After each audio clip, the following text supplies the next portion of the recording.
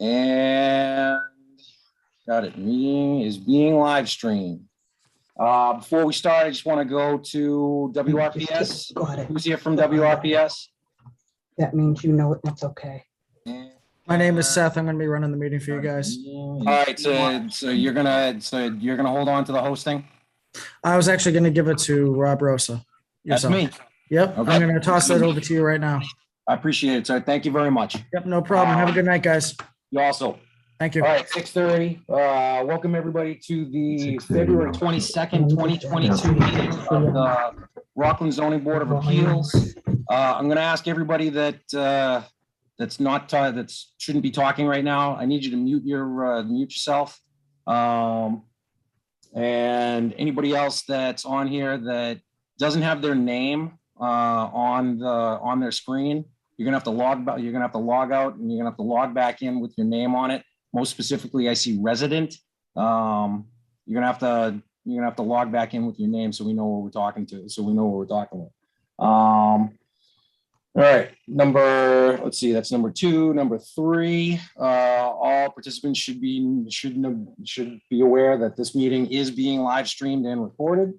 And all members of the zoning board currently are participating remotely. That would be myself, Rob Rosa, Greg Tanzi, Bob Baker Sr., Stephen Galley, and Tim Haynes.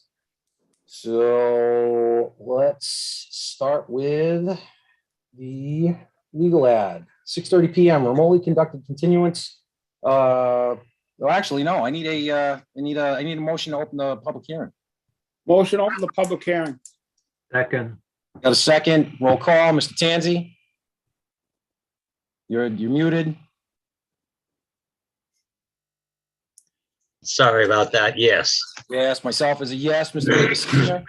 Yes. Mr. Haynes. Yes. Mr. Galley. Yes. All right. Now, 6:30 p.m. remotely conducted continuance public hearing will be held by the Rockland Zoning. Is this remotely conducted? Is this the right one? Remotely conducted continuance public hearing?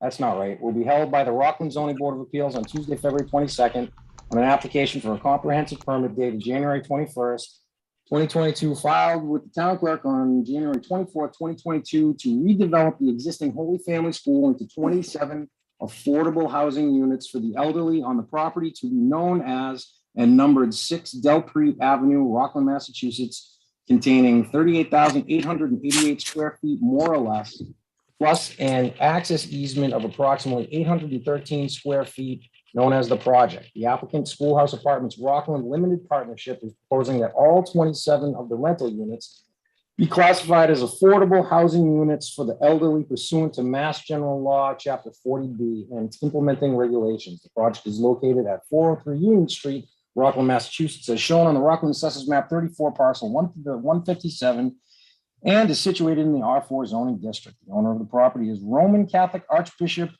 of Boston, 66 Brooks Drive, Braintree, Massachusetts, 02184. The project application, narrative plans, and reports may be reviewed by appointment in the offices of the Zoning Board of Appeals with the regulatory coordinator or at the town clerk's office. Okay, we got that over. Who is going to take the lead for the applicant? Chairman and members of the board, Michael Feely and Ed Doherty of Doherty Law Offices in Boston, representing Schoolhouse Apartments Rockland Limited Partnerships application for a comprehensive permit under Chapter 40B for the redevelopment of the former Holy Family School located on 6 Delpre Avenue into 27 units of affordable housing for the elderly. The project site is currently owned by the Roman Catholic Archbishop of Boston and will be subdivided and owned by the applicant. Sir, I'm going to interrupt you for a second. Can you introduce your team, please? Well, of course. I'm here obviously with Ed Doherty from Doherty Law Offices. William Connolly, who's the managing partner of Connolly and Partners LLC, the developers of the project. Mr. Connolly's been involved in the development in construction and management of over 122,000 units of multifamily affordable housing since 1972. Some of those examples of those are Springgate Apartments located here in Rockland at 52 Hannah Way, and that's 204 units of affordable housing. Another example is Clarendon Towers, of 501 units located in Somerville. He's joined here tonight by Jennifer Conley, Director of Community Development for Conley and Partners LLC, Linda Hamilton, Senior Vice President of FHRC Management Corporation, and Joe Armstrong, Principal at Multifamily Capital Resources, Inc. We're also joined here tonight by Father Hickey of the Holy Family Church and Anne Marie Kennedy, the Finance and Operations Manager for the parish, as well as the architectural team of Dan Riccarelli and Julia Moradian from Seeger Architects, Michael D'Angelo of MDLA Landscape Architects, as well as Brad McKenzie of McKenzie Engineering. That's the project team. All right, sir. I'd just like to get that, taken care of right off. Excuse me, Mr. Chair, I think we need to share our screen. When do you want to share, Mike? This is Dave. You can share it now. I think we have a presentation here to go through tonight. I have a couple other things to say, but then I'm going to turn it off, turn it on to the architects and the engineers. All right, before we do that, I just want to make sure that everybody knows who's voting tonight. That's going to be Mr. Tanzi, myself, Mr. Baker Senior, Mr. Haynes, and Mr. Galley. You're voting tonight. Mr. Baker Jr. is still ill at this point, and we wish him speedy recovery. So we've got members voting. All right, share away. That would go to Julia. Okay.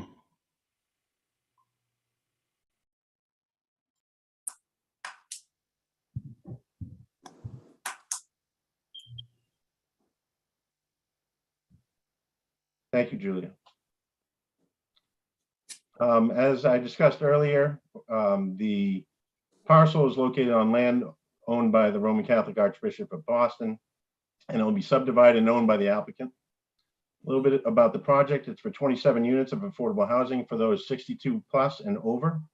It'll be deed restricted in perpetuity per an agreement with DHCD and the Rockland Housing Authority.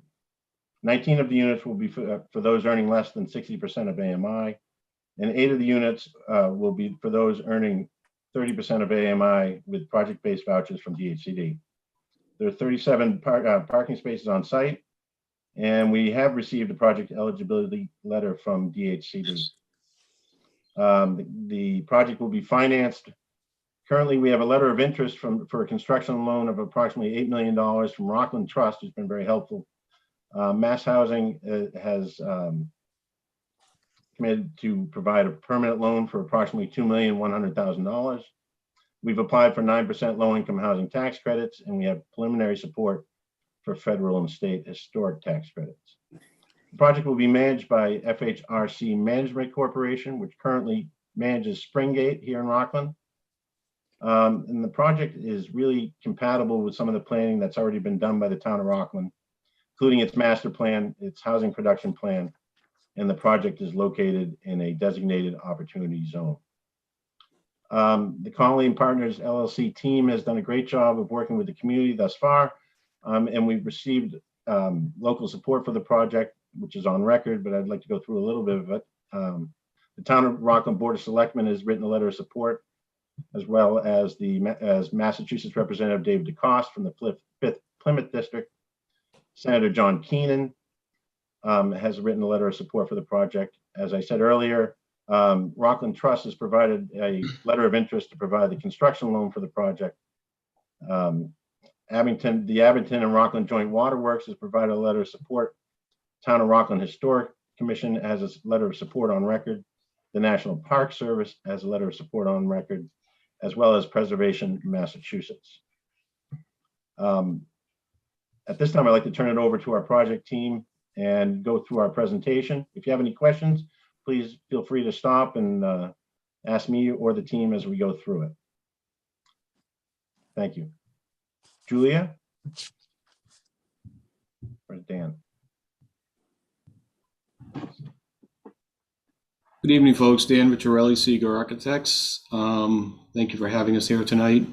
Again, we are adapting for reuse the existing Holy Family School in Rockland and on 6 Delpreet Ave, and you'll see that outwardly the appearance of the building really won't change much. We have received and federal tax credits, which we are awaiting state historic tax credits also. So any outward appearance would be minimal.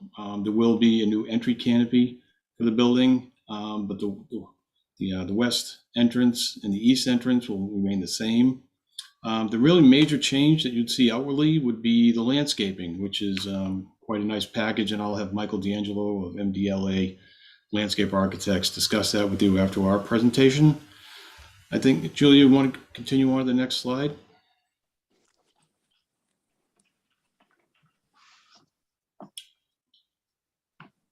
So I think what I'll do first is we'll have the civil engineer present the site plan to you folks, and then I'll follow up with the architectural and the landscape architecture. Austin? Yeah, thanks, Dan. How you doing? Austin Chartier, Mackenzie Engineering Group. We provided the land surveying and civil engineering services for the project. I'm just going to give a kind of a quick overview of the site and the project, and then turn it back over to Dan and Mike, the landscape architect. So what you're looking at here out in blue is 403 Union Street. It's Assessor's Map 34, parcel 157, and it's about a little over 3.5 acres. The parcel is currently owned and operated by the Roman Catholic Archdiocese, and it's used for religious purposes. There's 5 structures on the site, which I have highlighted on the screen here. There's the existing church along Union Street with the rectory building to the right of it. And then there's 2 small offices off to the north of that. And then our project is the existing 3-story school building, which kind of has frontage on Del Prete Avenue. So it's located in the R4 zoning district with the residential R4 district, and the surrounding properties are predominantly all residential use. So, you know, I think this will fit in well as a residential project. The site's pretty straightforward.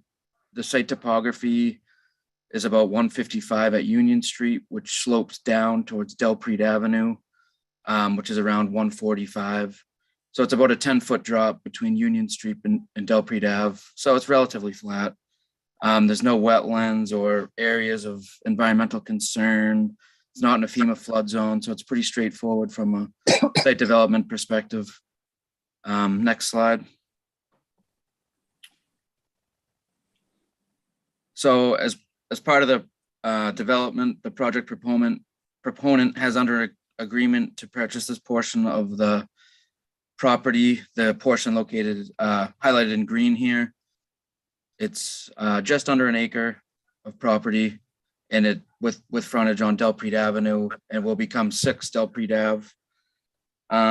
So essentially the purpose of this plan is just to convey the parcel to the applicant. So it'll be a separate ownership. And it was, so the existing parcel 403 Union Street will retain about 2 3/4 acres.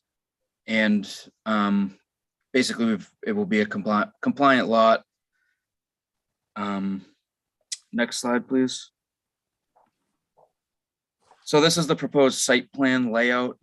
As Mike and Dan mentioned, there's not a ton of change to the site. The existing building is going to stay. It's predominantly a renovation and landscaping improvement project. But so this plan shows some of the site treatment, which Mike D'Angelo, the landscape architect, will speak to. But essentially it consists of the renovation of the existing building to 27 age-restricted units. There's about 30,000 square feet of paving that will take place, basically the limits of work where the proposed parking and landscaping will meet existing on the site. Basically the goal here, we're reducing the site coverage on the site. Today, it's pretty much pavement right up to the structure. There's not much access for pedestrians to, you know, be around the building. If you walk outside the building, you're basically in the travel way. So, you know, the goal of this site design was to provide some access for the users of the building and the residents that are going to be living there just outside their door. So we're kind of pushing everything away from the building and providing landscaping and some nice improvements aesthetically. These Rockland zoning requires 1 parking space per residential unit per the zoning's off-street parking guidelines. So we're providing that, and we're also providing an additional 8 visitor parking spaces on our lot. So it'll be in compliance with zoning requirements. But so as I mentioned, the majority of the site is really a beautification project and improvements to landscaping. So with this, I'll turn it over to Mike D'Angelo, and he can speak a little bit to that.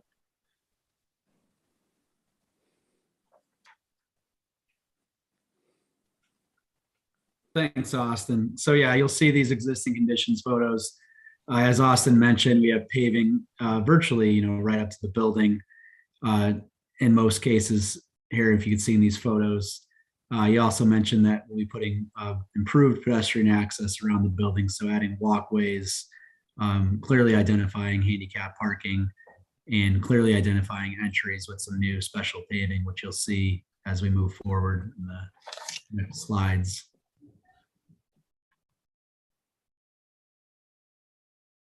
I think we're going to jump back to Dan here. Yes.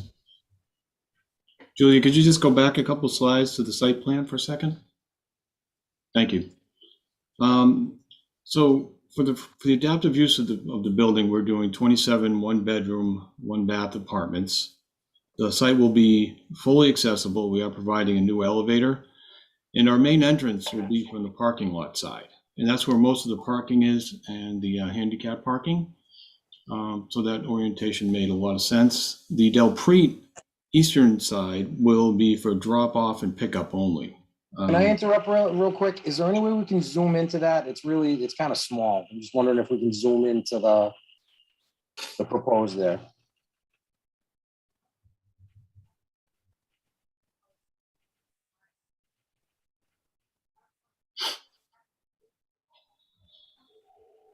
There we go. That works. A little better, yep. Does that work better for everybody?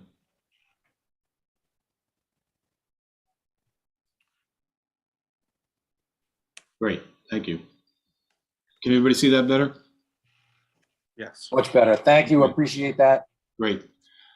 So again, most of the parking in front of the building is to the north side, and that's where our main entrance will be. Not different than what it is today. We will be improving the canopy to the entrance, and all the accessible parking is at that side of the building. Again, the Del Prete, the eastern side, will be the pickup and drop off area, probably less used. And as Austin said, what we're doing, we're pulling the paving away from the building, and Michael will go through this in more detail in his landscape plan. So we have an active path around the building for walking, and the side yard, which is on the south, will be energized with a lot more landscaping and seating area for the residents. So any outward change is pretty minimal. We're introducing a door at the south side just to access the rear yard. The east entrance on Del Prete will be restored and maintained. The north entrance, the main entrance, will be maintained. We will be improving it again with the canopy. The west elevation will remain in the same location, but we'll be introducing an accessible ramp to that side, and that's where people will access the trash, which will be in an enclosure, and that's where the utilities like the transformer is located. So we'll show that in subsequent slides. Okay, Julia, next.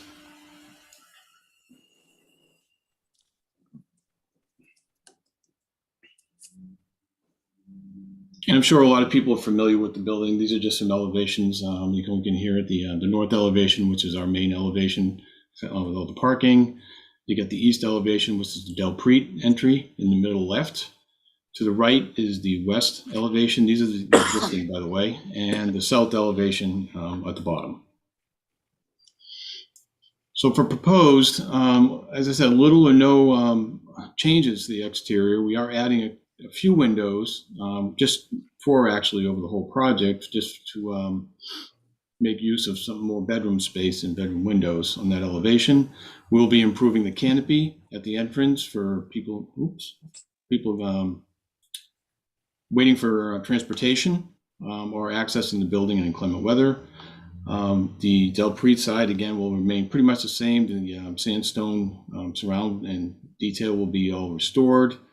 And again, like I said, we are receiving federal historic tax credits, and we are waiting to hear on our state tax credits.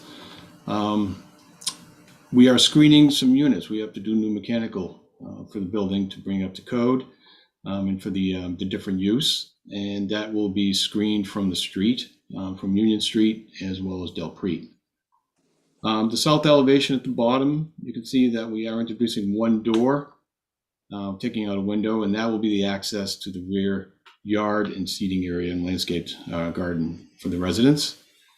The west elevation, middle right, is we're introducing a new ramp, which will bring up the grade and access the trash, and that's where the transformer will be located. Next slide. These are some quick floor plans.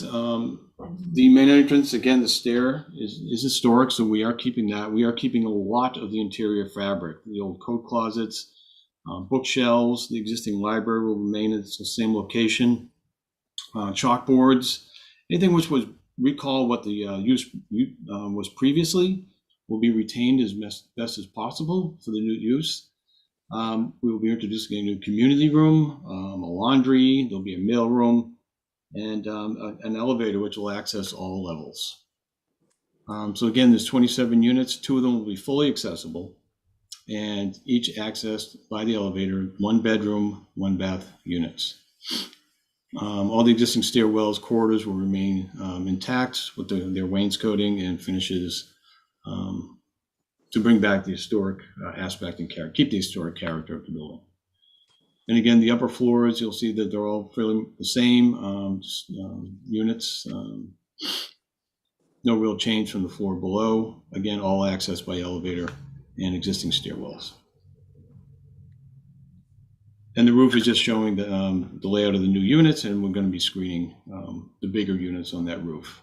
Most of the units are very small condensers that wouldn't be seen from the street, public way. Next.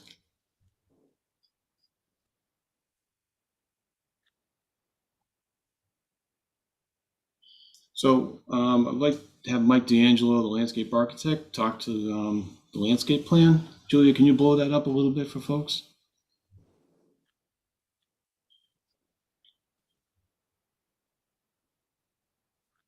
Thanks, Julia. Thank you, that works. So yeah, this color plan makes it a little easier to understand what's going on here. So as you might recall, the paving was coming basically right up to the side of that north face of the building. So we've introduced a good row of planting along that building, as well as a walkway for safety. We also have, you can see the parking striping has been introduced with the handicap parking noted there. And at the entry where the new building canopy is, we're going to have a little bit of a precast pavers that come out that highlight that entry. And we'll have some bollard lighting there, as well as some seating for people, maybe just going outside to wait for their ride. As you work to the right of this plan, to Del Prete Avenue side of the building, you'll see we're introducing a lot of green space to this area. Again, highlighting the entry of the building with some specialty paving. There's a small water feature being introduced with some seating. Trying to create a lot of different spaces in this small site for a lot of different groups to get together. So it's not just one big seating area, it's a bunch of little pockets for people to sit down, either by themselves or with groups. So you'll see those little nooks on the southern side of the plan there with the trees that separate them. As we work our way further to the west, you'll see an outdoor patio. This is the southern side of the building, so we have a trellis proposed to provide some shade there. Along this entire south property line, we have a 6-foot high wood privacy fence, just to have some screening between our building and the neighbors. As Dan mentioned, there's a handicap ramp here on the west side of the building, some dumpsters with an enclosure around them, and the generator. They all kind of live here in the back corner. In general, I'd say we're adding a lot of green to the property. Even in this parking lot to the north, we're adding some greenery, some new plantings. And I think that's it. I think that there's a couple more slides here that illustrate what some of these features might look like. So variety of seating types. You can see we want to introduce seating that has arms on it so folks can get in and out of them fairly easily. Some photos of the specialty paving that I mentioned at the doors and maybe at like the fountain area. There's an example of a small modest water feature just for some background noise. And then some examples of the privacy fence and pergola. And then general planting palette. So flowering trees, shade trees. Flowering trees would be, we'd place certain varieties where based on the sun exposure, because there's a variety of different sun exposure on the site, and just a variety of different plants that bloom at different times of year and provide different seasonal interest. I think that concludes our presentation. Is there another slide there, Julia? It's just grading and traffic. I didn't know if we were going to get into that or not. Okay, at this time, then I think what I'll do is I'll hand it back to Mike Feely. We do have the grading and utility plan available, if we'd like to go over that, as well as the traffic flow plan.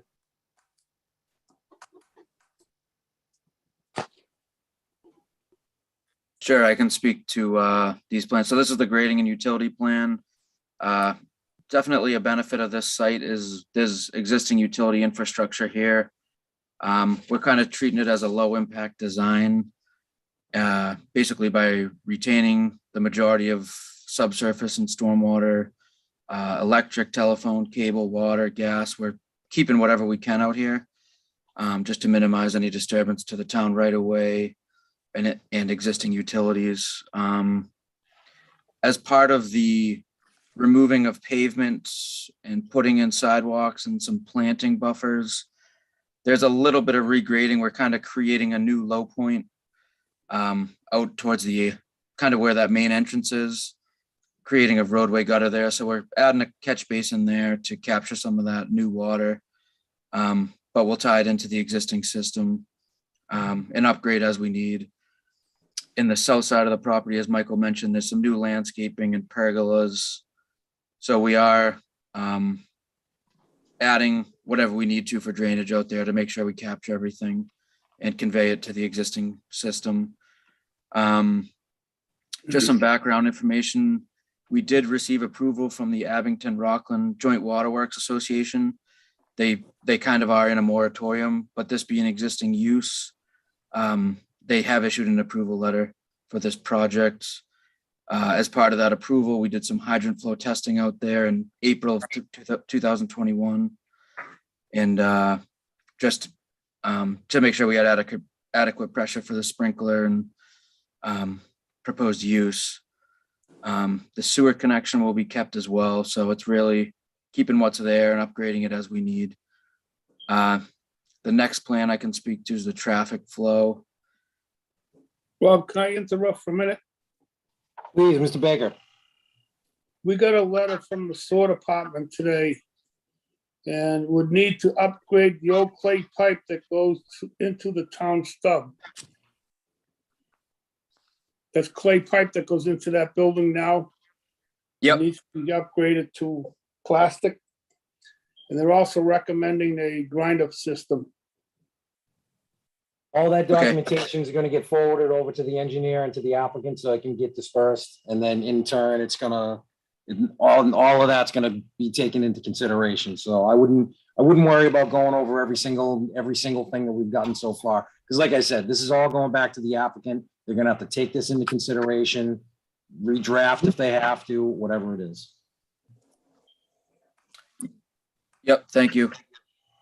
So yeah, basically that was definitely something that, as we get into it, will be some upgrades to whatever's there as needed. So this is the traffic flow plan. It's essentially what the traffic flow is today. There's really no changes. Essentially, our new 6 Delpre Ave will have entry from Delpre Ave into the, basically, it can either, when they get to the back, they can go south or north and recirculate out. There's a small easement back here, just providing them access to the property. But so the majority of people coming onto the, basically everyone that comes onto the site exits out of to Delpre Ave and then distributes from there. There'll be no change to the church access, and they will have access to this parking that will be improved in the rear here.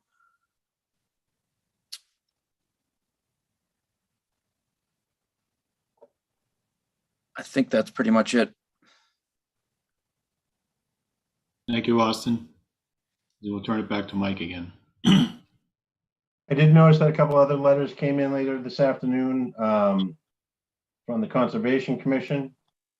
And specifically, they want us to file with Concon. And also another letter that came in later this afternoon was the Rockland Water Department that didn't have any comments. There were some earlier comments from the Rockland Police Department. Actually, I think they didn't have any comments. And the fire department had some specifics that we've shared with our engineers and architects. And they're pretty standard. But as far as any comments coming in, I believe that's the end of the comments that we'll be getting from the town. As far as I know, the only other comment that I picked up via email was coming from the planning board, and it was a question. Will it always remain for seniors, even if you can't rent them all? I'm sorry? It has to stay seniors. If you're going in as a senior, it has to say that. Yeah, and it'll be de-restricted to that effect. I kind of figured that, but it just, that was the big thing. I just wanted to make sure that came out. The other question I have, real quick, when it comes to the conservation, why do you have to file? It was in the letter. That's I just repeated. I don't think after Chapter 40B you are the We are the local. Yeah. We're responsible for administering the local. Conservation Commission still takes care of the state, but I'm trying to understand why. I'm looking at Mass GIS right now and I see no wetlands in the area. Austin, can you talk to that for a minute for the chair? Yeah, I briefly touched on it earlier. I haven't seen this letter. Who is recommending it goes in front of conservation? The It just Chairman of came in Conservation Commission. later Okay. this afternoon. No comments at this time, except for the fact that they need to file with Concon. Why? Yeah, as far as I know, there'd be no requirements that we need to file with conservation. It's not within their jurisdiction. I agree, Austin, although if they have something they want to say, but I mean, the ZBA. I would recommend reaching out to the chair of the Conservation Commission and ask him what he's thinking. Because again, I'm looking at Mass GIS, and it's usually where we all start. Austin, you looked at Mass GIS. Did you see anything? No, there's nothing. There's no resource areas or wetlands or anything that would be jurisdictional to the state. So Mr. again, Chair, do they just need a letter from us acknowledging this, maybe? I would say at this point, they're saying that you need to file. He's saying that you need to file. We're looking at it right now, and we're all wondering why he's saying that, because nobody sees any resource areas anywhere around here. Technically, the floodplain would be considered a resource area, Mhm. but I believe you're above floodplain, and I believe this is a Zone X. Right. So Yes, it is a Zone X. I would recommend having somebody from the project team reach out to the Conservation Commission chairman and say, what were you thinking? Okay, we will do that. Please explain to me why we have to file. We'll give them a call. That works. And like I said, all the other documentation that we've got so far, you obviously have all the letters of support. It's all just the town comments that we've got at this point. Plus, we are going to want Pat Brennan, our review engineer, to take a look at this from a zoning perspective, make sure that all your waivers and all your exceptions are called out. Plus from, again, there's not a ton of drainage design here because you are utilizing an existing system, but just to remain fair, we are going to have him look it all over, make sure that everything's 100% correct. Again, not just from a civil engineering, but from the zoning perspective as well. So that is something we're going to have to discuss. Typically for a project like this, we would request a check in the amount of $5,000 for review, for the review fee. What I'm also going to look at is are we going to require, or are we going to need a traffic study? I don't know if this breaks the threshold. So that's something that our review engineer is also going to look at to see if we are going to need a traffic study or not. So again, who on the applicant side can approve? I mean, those are all reasonable requests. They're approved. I mean, Okay. let me ask you one question. The Please. $5,000, is that in addition to the application fee? Is that a review fee? That is a review fee specifically for design review. Yes. The 5,000 is fine. Okay. If you can coordinate with Deb Shuttlesworth, the regulatory secretary, just get her that check. She can start that up, and then we can get Pat Brennan involved and hopefully have this kind of reviewed for the next meeting. And again, any of the letters that are coming in from, let's see, what do I got right now? Those are the support.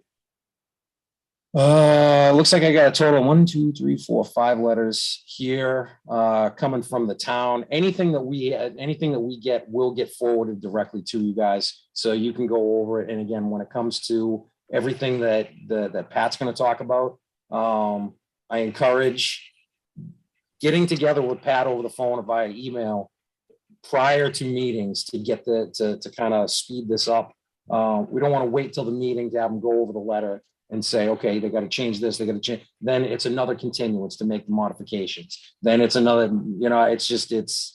if you can get together with Pat Brennan to take care of these situations, to take care of anything that comes up prior to the next meeting, it'll just make things go a heck of a lot easier. We have no problem with that. If your engineer has a problem with that, well, that's a different story. I'll make a motion to allow the applicant to talk with our engineer. Got a motion in a second. Seconded. There we got a second. We'll have to do a roll call here. Tansy? Yes. Myself is yes. Mr. Baker? Yes, Mr. Haynes? Yes. Mr. Galley, where'd you go? Right there. Yes. All right, so that's a given. We always do this. We want this to happen. It makes things go a heck of a lot easier. So they're all reasonable requests. Thank you. So we can take care of that. The one thing that I know came up in conversation when this all kind of got, when I've heard about it. Is there any way somebody can share the screen and show me the parking layout? Who has that Can you do capability? that? Yep, Julia will do that. There you go. Okay, so Yeah, I just want to see the parking layout, the overall site parking layout. So basically like the civil engineering side, the civil engineering drawing that showed the subdivision, the A&R plan. That's it. You had it, Julia. Actually, that'll work right there. Okay. Now, something that came up was a parking count or required parking for the remaining buildings and the remaining uses of the church property. What happens when you cut out all those spaces that was being used, that's technically was being used by the school? Because I guess I'm being told that on a Sunday, that parking lot is rather full. So are you taking away usable spaces from the church? I can speak briefly to that. So as part of this project, there actually is an increase in total spaces on site. Essentially, the large parking area north of the building, that's all for the church. We're just reconfiguring that slightly. And to your point about is there going to be adequate parking? From a zoning perspective, yes, they have all the parking they need. And we have been in close coordination with Father Hickey from the church. And, he's comfortable with what we're proposing here from a realistic standpoint. Is it going to be enough? Mike, do you have anything to add to that?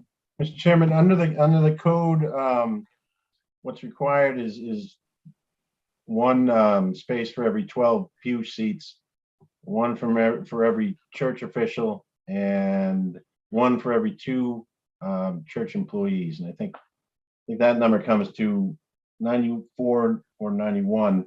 And how many will we have on site after this is done, Austin? I think it's about 136 specifically for the church. So we're well over the what's required by zoning, and obviously we are sensitive to the amount of parking. That's why we're working on keeping as many parking spots as we possibly can, and restriping them out. One of the requests I'm going to make is please put that in tabulated form on the plan, so we know that the remainder of this 403 Union Street is going to stay in compliance with zoning. Okay. And the other question is, I'll just move everybody back here to the screen. Mr. Rubel, I see you here. Turn your speaker on, sir, or turn your mic on there.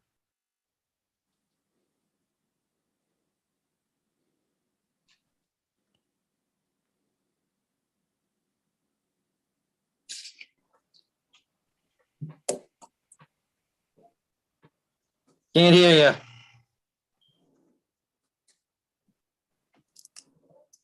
There we go. I don't know what that little pin is there.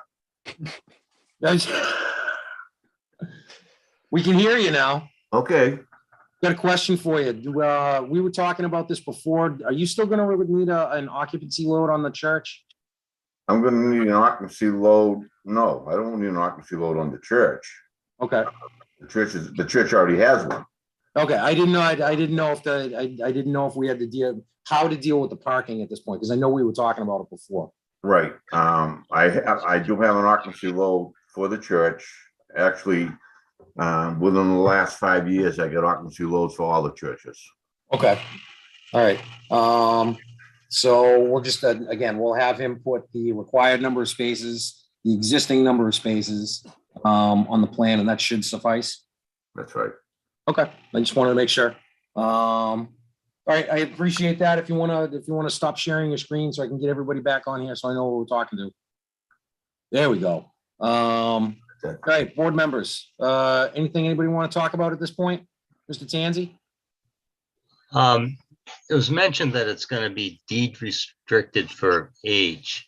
Does that mean all occupants have to be over 55? We've had situations where, one of the occupants was 55 and, the spouse and kids were obviously much younger, which, attributed to more cars at the facility than what would normally be anticipated in a 55, a strictly 55 and over facility. So I was just wondering, will some of the residents who live there be allowed to live there who are under 55? Mr. Tanzi, it's for 62 plus. Okay. So okay.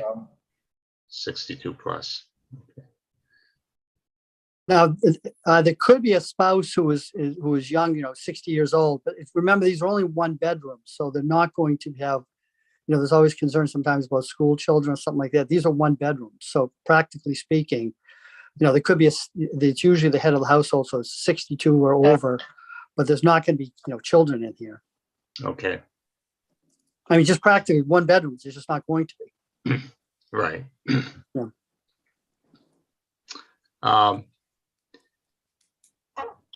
Was And there one thing anything- just everybody's concerned about, there'll be a document called Tax Credit Regulatory Agreement and Declaration of Restrictive Covenants. It's a recorded document that we signed with DHCD, which outlines all of the, the income limitations and who, the age and everything like that, which is on record, public record that everybody will see. And it'll be part of the financing too. Okay. Have you considered snow storage areas during snowstorms? Austin, can you speak to that? Yeah, sure. I can speak briefly to it. Essentially, we're going to utilize the existing islands out there. It's, in general, we're increasing the amount of open space on the site. And I believe today they do manage out here in terms of not having to remove snow or anything like that. So yeah, the goal is to use the green space as snow storage areas. Rob, Pretty sure hold on, Mr. Baker. I'm pretty sure we require that to be on pavement, not on green space. We will call those out for you. Okay, just show it on the plan. And again, this is one of the reasons why we have Pat Brennan look at this. He's going to end up coming up with that pretty much same comment. Mr. Baker, what were you saying? About the snow storage. Yeah. Did anybody happen to go by there and look at the pile that's there now? In the last couple of weeks? That's looking at the school. Then we got an issue. That's not right. That's the island. That's It's halfway up. It's halfway up the parking lot now. That's today? No. That was a week ago. Yeah, but but Bob, you can't bring that up. A week ago, it was covered in snow. Today, there's no snow. So I hear what you're saying, but There's still snow there. They've Yeah, lost Mr. Chair. 3/4 of their parking lot already. We've had conversations about this, and we know there's an issue. There's usually a mountain of snow there at one time or another. That will be trucked off site. We're not looking to have the parking lot inundated with an amount of snow anymore. I mean, that problem won't exist. And through the engineering review, that will be picked up, and that will be something that needs to be added on, taken into consideration and added on the plan.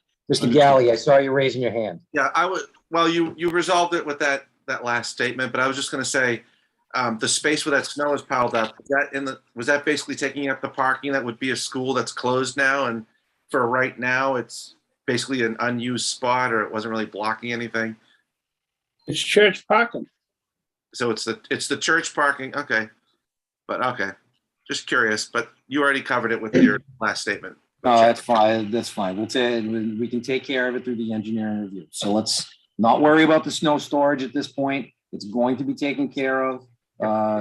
Austin from McKenzie Engineering. Pronounce your last name, sir.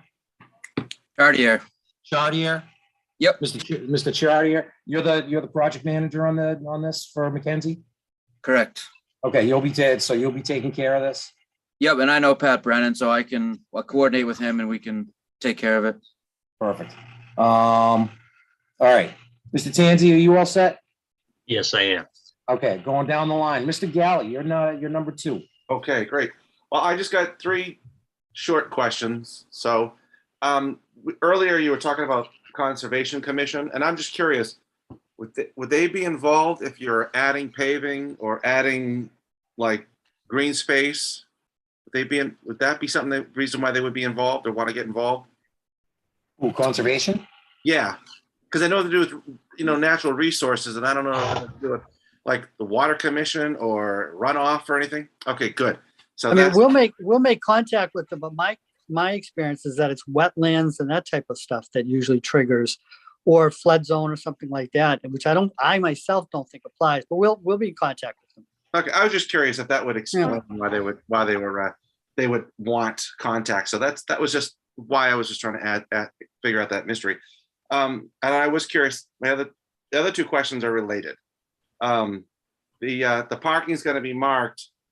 Is it going to be like it's going to have landscaping around it to create a boundary? Will there be like a sign that says schoolhouse apartment parking for residents and guests only? So in case there's overflow from the church, to protect the spacing for the residents and their guests?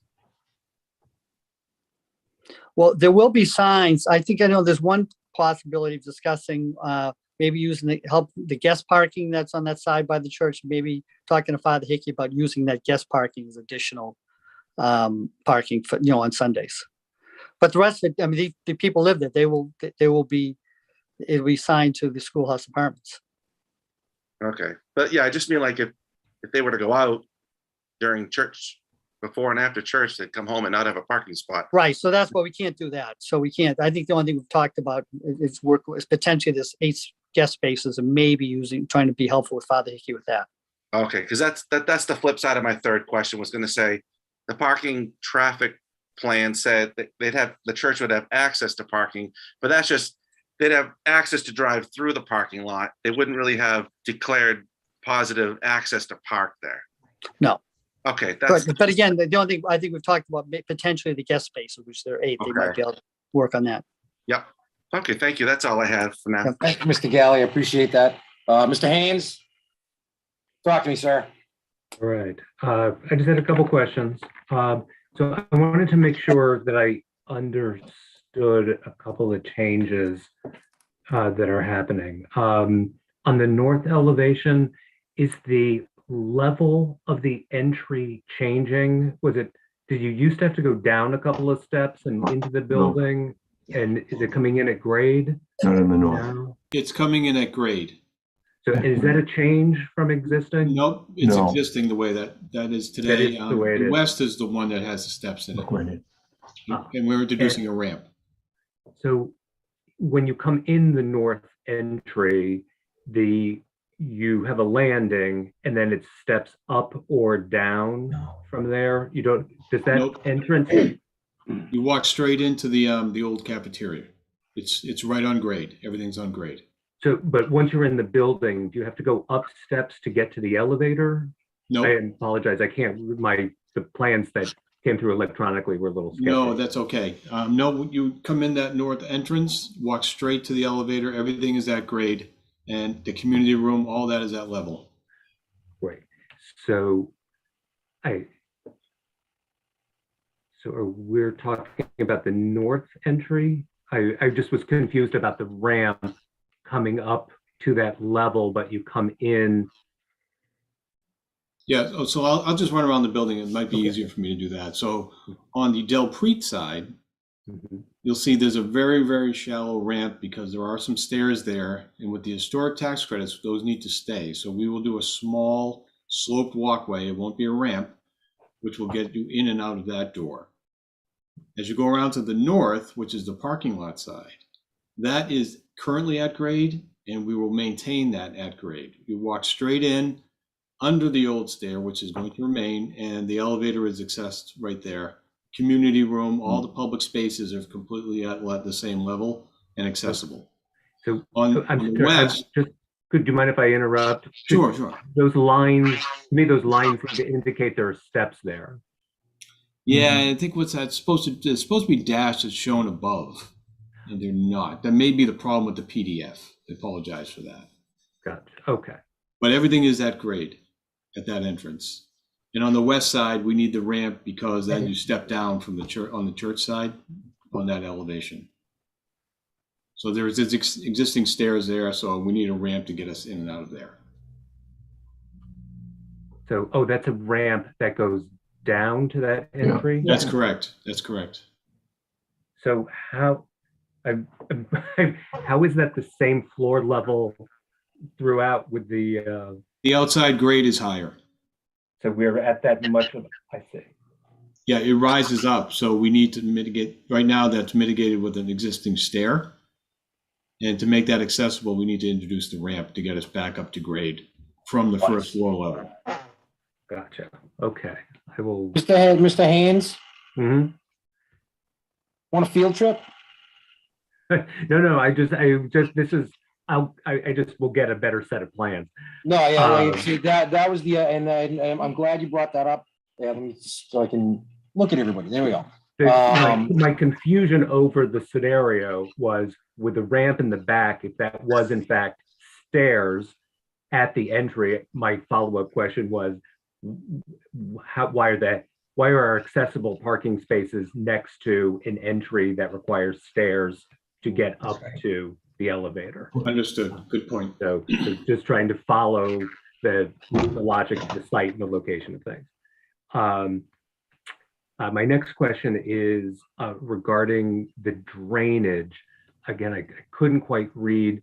Are the existing roof and site drains currently going into the town's sewer system? How are the drains? How do we drain the site? The roof is currently internally drained and goes into the subsurface drainage system, and I'll have Austin talk quickly about that for you. Austin, you there? Yeah, I'm here. Yeah, Yeah. so there's basically the building it comes out through the building, drains down into the sewer, and the drainage, the stormwater runoff from the site drains out to the drainage system within Delpreet Ave. There's a 15-inch RCP pipe running down Delpreet Ave here. Yeah, these utility plans are tough to read on this at this scale, but basically we're retaining those connections and upgrading where we need to meet, local and state regulations. So just this would be one area of concern that I would have, and even though it's existing on the building, it's something as a town we're eager to reduce stormwater inflows into our sewer system. And this would be one case where I would think having on-site, some on-site drainage would be highly preferable to maintaining a drainage into the town sewer system, which is overflowing at this point. So, I'll leave it at that's a question answered, but I'm going to defer that to our experts. Mm-hmm. Yeah, we can certainly separate that out and look at providing some sort of treatment or attenuation for it. Yeah. Anything else, sir? Tim? Galleys would be nice. Some draining on site. Yep. Sorry. No, I'm just checking to make sure internet. that you're all set. I wasn't. It looked like you blipped out for a second. I did. My internet's terrible this time of day. I wanted to ask a question about energy efficiency in the new construction and whether or not the utilities will be separately metered for the units. That is a management issue. Jennifer, is that something you can answer, or Linda? I believe we're paying all of the utilities. So each unit won't be separately metered. But we do bid out our electric and gas supply contracts to try to get the best cost savings as possible. And as part of the energy efficiency and green spaces is part of the requirements for historic tax credits, and DHCD has some requirements of their own. So all of the we will have to maintain an Energy Star rating. We do monitor and benchmark all of our utilities. And we do look to get the best priced on gas and electric supply as possible. That's terrific. Great. And so my last comment, or this may be a question, but my last comment is in regards to the church's residual parking. I just want to make sure that when we see it on the plan, that it includes the required parking for the rectory. Mhm.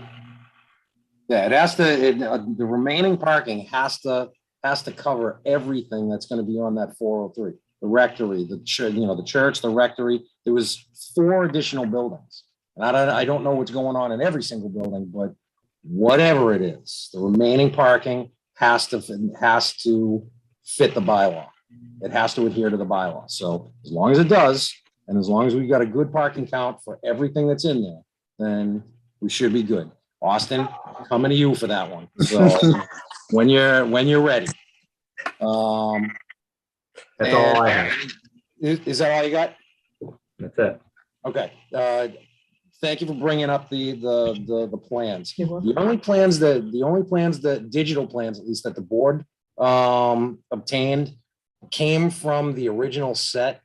Can we make sure that we have a full-size PDF set of the plans emailed to the town so that can be dispersed to everybody? This first run, I'm not necessarily worried about it because it is going to have to, the hard copy is going to have to go to Pat Brennan.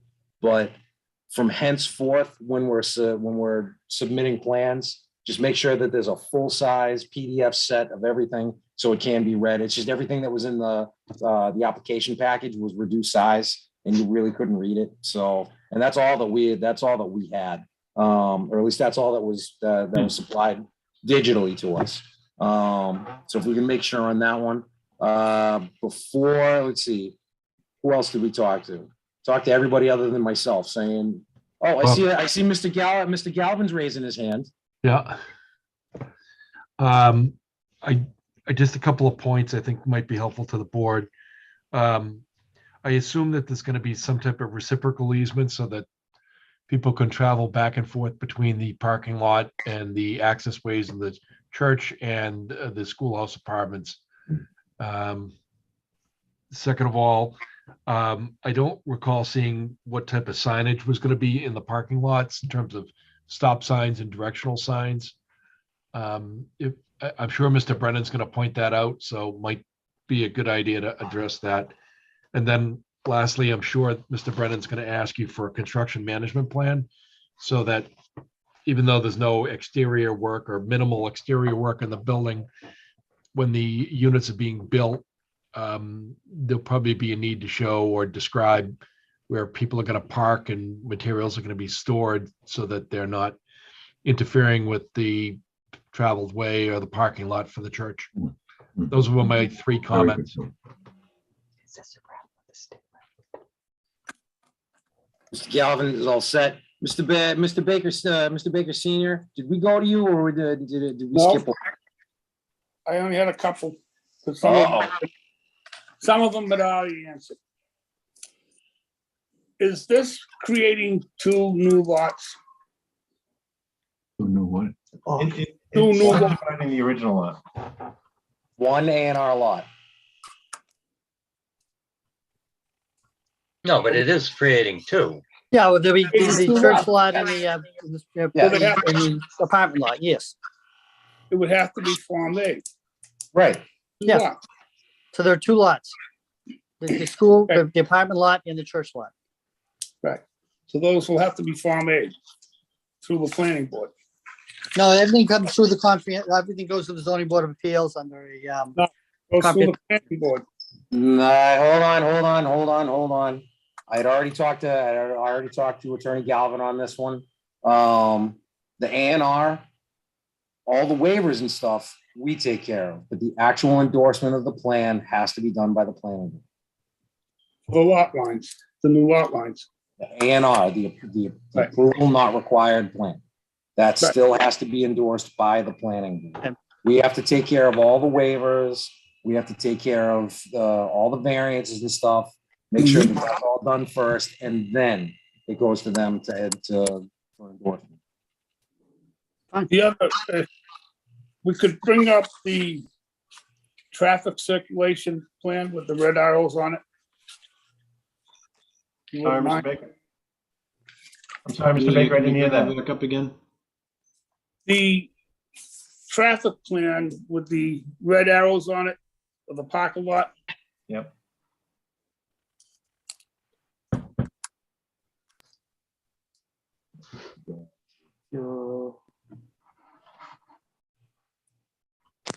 Okay. I have a little concern with the one over by on the church side coming off of Union Street. You got them going both ways.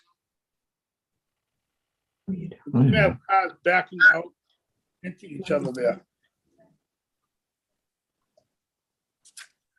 See, the center aisle, they can pull out and go, but on the church side, they're gonna be backing out. Is there any way we can make these one-way, Austin? one way in? Yeah, so, One side out? I know, I get what you're saying, yeah. Why can't you leave over there? I can't speak to why it was constructed that way, Wait a but second. that's how it operates today. Austin, I'm glad you can understand his concern. I can't understand his concern. You can't see that. Of course I can see it, but here's the thing. Both sides are angled, all right? They're angled and they're supposed to be going, angled against the traffic pattern. If you're going the other way, that makes no sense. Everybody, both sides, left and right of that area, are going to be backing out. Yeah. Why would you have two-way traffic? Right. Why would you have one going one way and one going the other? There's no reason for it. It's not the way. We only Wait, got to go one now. The way he's got it right now works. That's the way it's supposed to be. Union Street, they're only gonna be able to come in. They're not gonna be able to come out. That's right. That's the way that's being presented. That's the way that the parking spaces are lined. That's how we do it now. That's how it's done now. I mean, I'm not going to speak to the fact that, yes, every once in a while, you'll get somebody that does go out that way, but that's not the way that's supposed to be. So maybe when we're dealing with it, Do not enter. yeah, sign, yeah, some sort of sign that says do not enter. It used to be. The design team, does that work for you? Yeah, that works. I'm sure when it was designed way back when, there was some thought about they don't want traffic jams right on Union Street. They wanted people exiting to go out onto Del Preet. So yeah, I think we could probably do maybe some signage up there to enforce it a little. What you're telling me is that the old guys kind of thought ahead. Could I address that? Is that Father Hickey? Yes.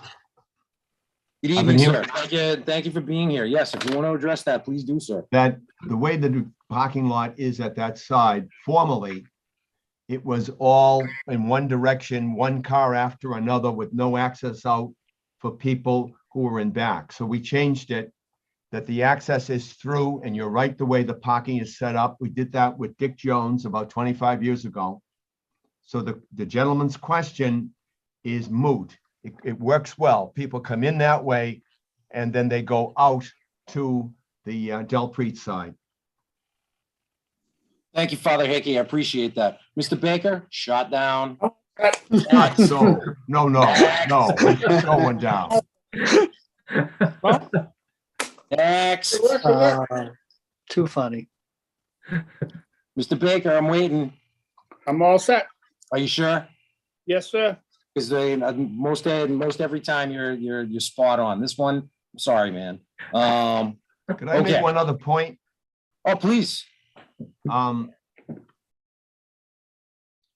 situation is such that the issue may not be the new housing that is going to not have enough parking, but that they're going to need to use some of our parking if, for example, a family there or a couple have a party and many people come.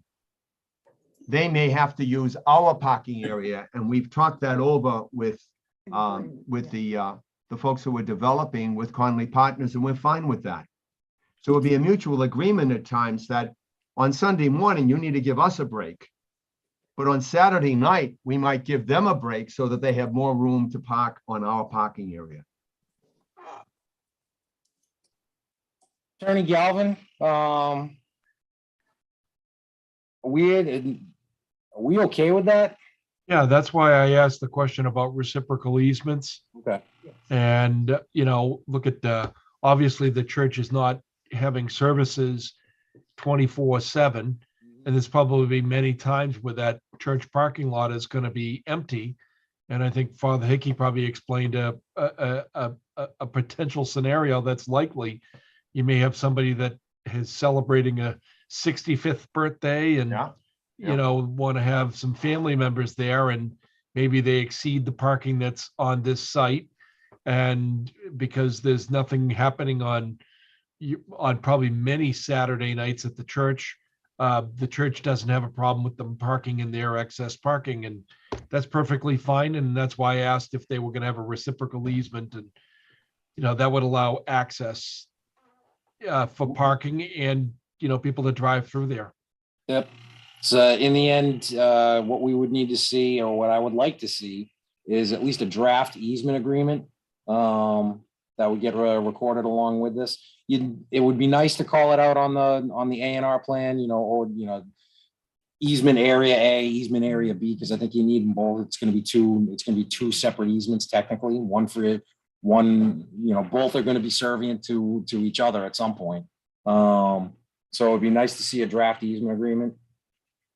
We would be happy to do that, and we will be good neighbors always. Oh, yeah.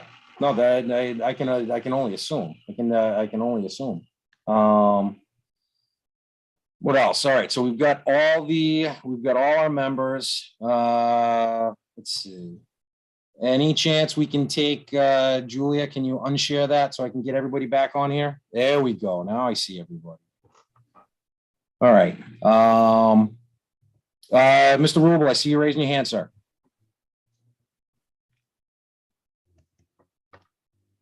Muted. I have a couple questions. Please. The first one, is there going to be a maintenance guy on site during this whole operation? Well, as I mentioned earlier, Springgate Apartments is in town, and they are managed by FHRC Management Corporation. There will be a sharing of some of the workers over there with this project, and I don't believe they'll be on site 24/7, but they will be involved in the management. But Linda, could you speak to that a bit?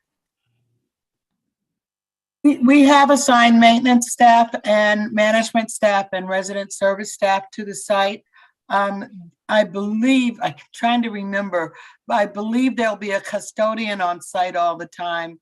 But the maintenance person won't be stationed on site, but they will be dispatched from Springgate Apartments to take care of any work orders. Okay, thank you. Outside lighting, especially on the south side, abutting the residential homes, is there going to be any outside perimeter lighting? There'll be sharp cutoff fixtures on the building. And some low bollards, but they wouldn't be higher than the fence. We understand everything has to be a 0-foot candles at the property line. Okay, especially on That Brendan's also going to require a lighting plan. So, or he's going to make mention that you don't have one, and it's going to be required. So that is something that's going to be required. Understood. Did we always have number 6 Delpreet Ave? Was that always number 6 Delpreet Ave? Yes. As opposed to Union Street? Can answer that. Yeah. Father Hickey can answer that. Hold on. Father Hickey can answer that. It has always been number 6 when it was the school. Okay, thank you. You're welcome. That's all I have. Thank you, Mr. Rubel. I appreciate it. 2018. Okay, so I think we got everything going at this point. Again, we've got the review fee. We're going to coordinate with Deb on that one. We've given permission for your design team to communicate with Pat Brennan. Deb, we're just going to make sure to get them everything that comes in, regardless of who, just all the any abutters information, whatever. So just make sure that you're able to send that to them. And then, let's see. Mr. Rosa. Yes. My recommendation is that when Pat Brennan provides the scope of services, that we provide Attorney Feely and Attorney Doherty a copy of the scope of services for their approval. Okay, no, Sounds good. that's fine. Let's see, what else? I think at this point, that's about it. That's about all I really want to cover at this point. We've had a very good presentation on the project. We've met the design team. We've talked about a few things that we know we need to take care of right off the bat. Attorney Galvin, do you see us needing to go any further? No, I think at this point, we just have to have our peer reviewer review the plans, and looks like everything's fairly well developed and an existing building, which I think, puts them at an advantage over most. And, construction management plan, lighting plan, I think they can get that to Mr. Brennan, and, I would expect that Mr. Brennan would be prepared within a couple of weeks, probably not next week, but so I think if you're thinking about a continued public hearing, it would probably be sometime after 2 weeks anyways. Oh, yeah, no, most definitely. Yeah. The other question I have is typically for 40Bs like this, we do end up doing a site visit to some degree. Board members, do you feel that a site visit is necessary? I don't mind doing these, so it's up to y'all if you feel that it's necessary. Well, I'm familiar with the building and the site. I know you are. I'm not though. I'm not familiar with this building. I'm not familiar with this site. So I would appreciate one, but again, it's if the board doesn't want to do it, I'm sure the applicant wouldn't mind or would give permission. We'd be glad to do it at any time. Just schedule it. Board members, you want to take a site visit? I've never seen the inside of that building, but I mean, it's not like it's going to change the exterior too much. So that's Yeah, and the interior is not going to change a ton from what I understand, but either way, and it would answer some questions, I think. It's up to y'all. If you think it's necessary, we do it. If you don't think it's necessary, we don't do it. I don't think it's necessary. Got a not necessary. I'm a no.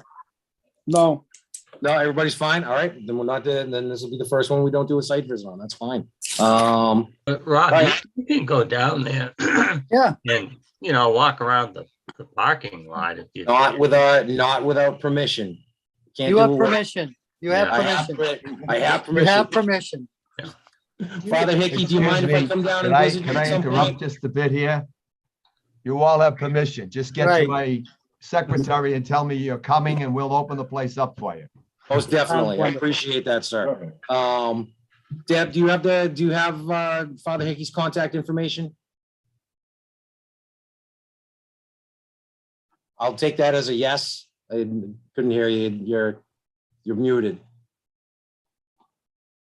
I do not, but I can get it.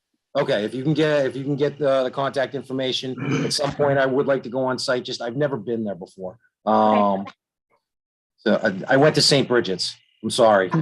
Well, we're all deprived, And it's funny, we had Pastor Father Hickey over in Abington too. He at was St. a Bridget's. very big man. Yes, he was. All right, gentlemen and ladies, I would entertain a motion for a continuance at this point. To what date? Yeah. Date and time. Deb, what do you got?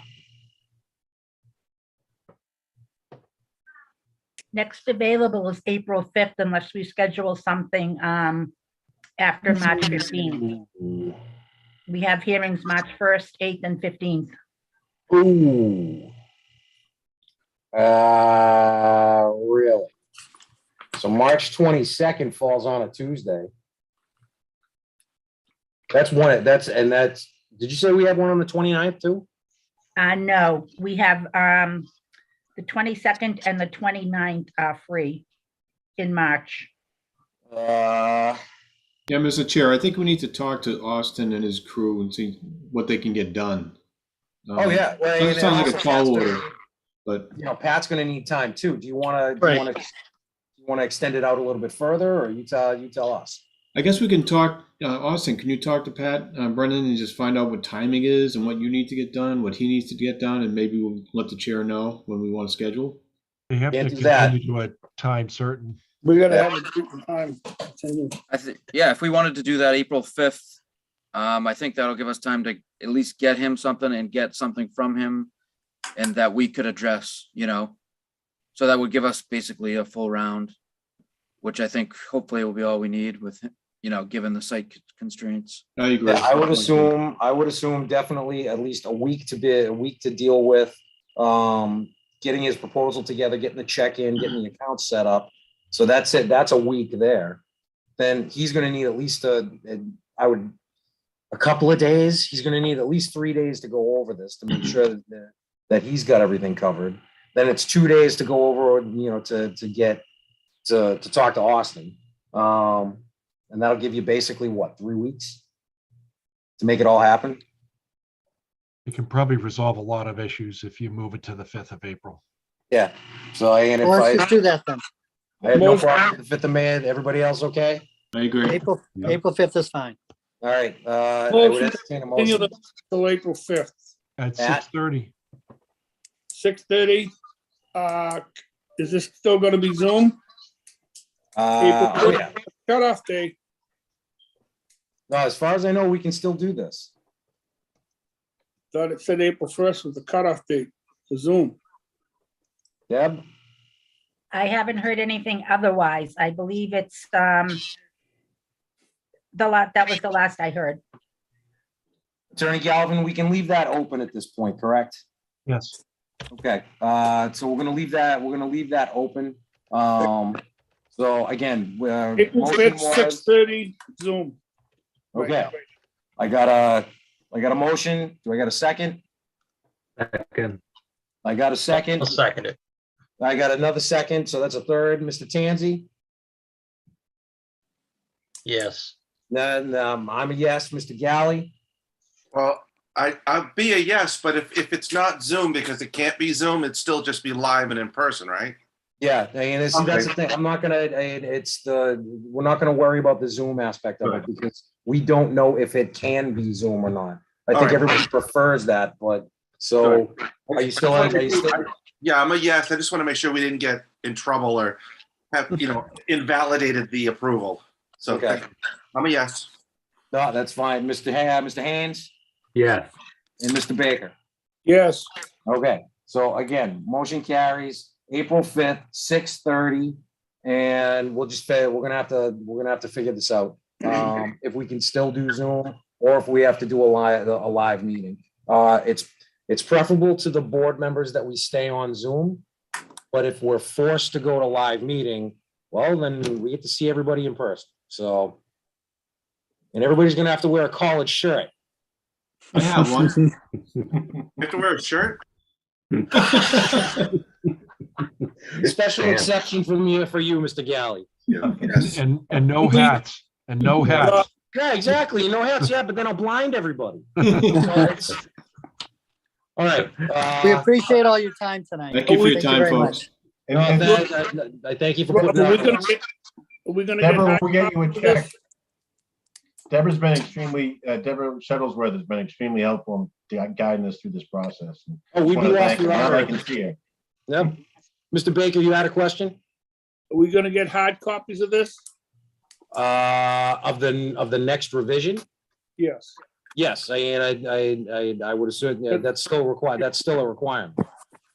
Well, it's hard to read this stuff that came in today.